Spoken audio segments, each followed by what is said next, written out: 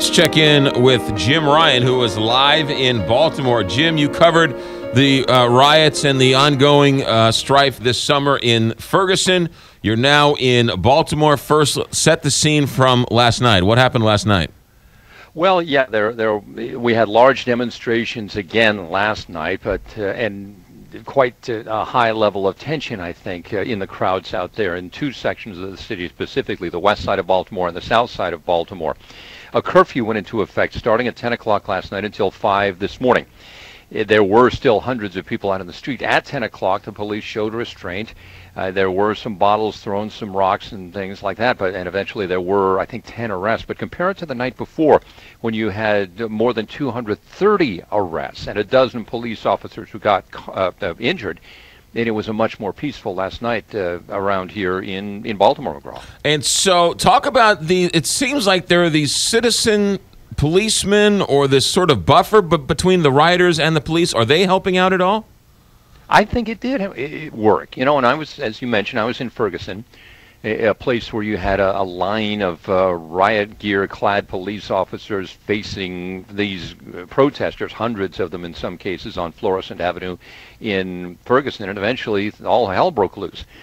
Here last night, it was interesting to see this. The line of police officers, very similar in riot gear to what you saw in Ferguson. A big crowd of protesters just 15, 20 feet away from them. But here, you had a line of community members, not necessarily leaders or high-profile people, but normal people in college sorority girls with their sweatshirts on, linking arms and providing a physical and visual barrier between these two forces here, and I think it did have some effect.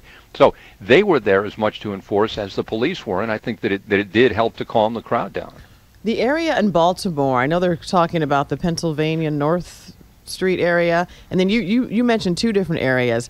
Is that area where they're demonstrating as larger or smaller than the area here in Ferguson where it was going on?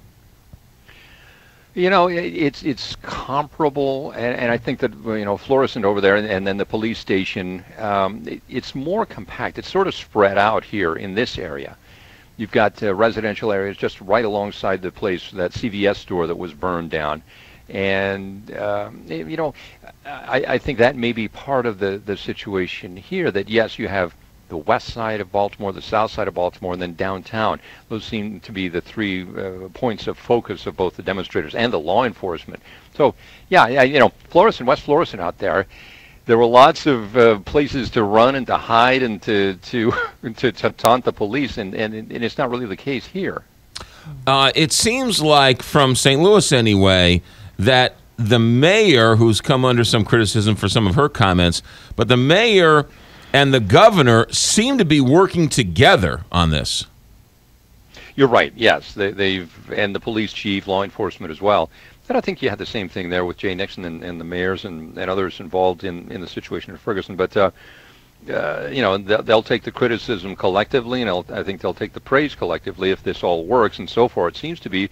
But as you point out there, McGraw, you know, you might have one night of relative calm in Ferguson. The next night you start having you know, full-scale rioting and looting going on. So they'll watch this situation carefully. I think it's too early to say that the curfew has been a success here. Yeah. Do the protesters or the looters or anybody, do they have a voice? Is there anybody who's emerging as a quote-unquote leader of those people? And what are they saying? Or is it just complete anarchy? Well, no. Elijah Cummings, the congressman, has been quite out front. He was around City Hall yesterday and doing interviews and trying to tell people that they need to keep it peaceful, that they do need to maintain their vigilance over local leadership to ensure that the economy gets better, for one thing, that employment isn't such an issue, and that law enforcement isn't such a major issue, that the community relations are improved there.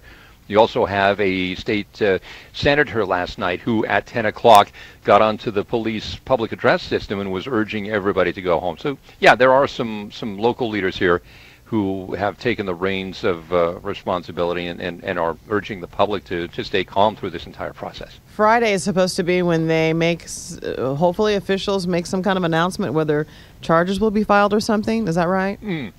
Well, not charges, but we'll get a preliminary report on the death of Freddie Gray. We'll find out exactly what it was that killed him. He, of course, is the 25-year-old who died in police custody That had an extensive criminal record. We don't know precisely what the charge was that the police were holding him on. They said that he was taken into custody for criminal activity, unquote. But we don't know precisely what that was. We'll get a medical report, and the Justice Department is doing a broader investigation as well. Jim Ryan, the Baltimore Orioles played last night to an empty stadium? No. They didn't play. They've had to postpone 2 games. Both of them were to have been played here at Camden Yards with the White Sox. There will be a game this afternoon. Great. Go on out to the ballpark. Don't bother, because 35,000 seats will be empty by order of Major League Baseball and the Baltimore Orioles. There will be a win-loss statistic coming out of this, but the decision has been made that it'll be closed to the public, which is fascinating. First time in the history of Major League Baseball. Yeah. They're going to play a game when no one's going to watch. Interesting.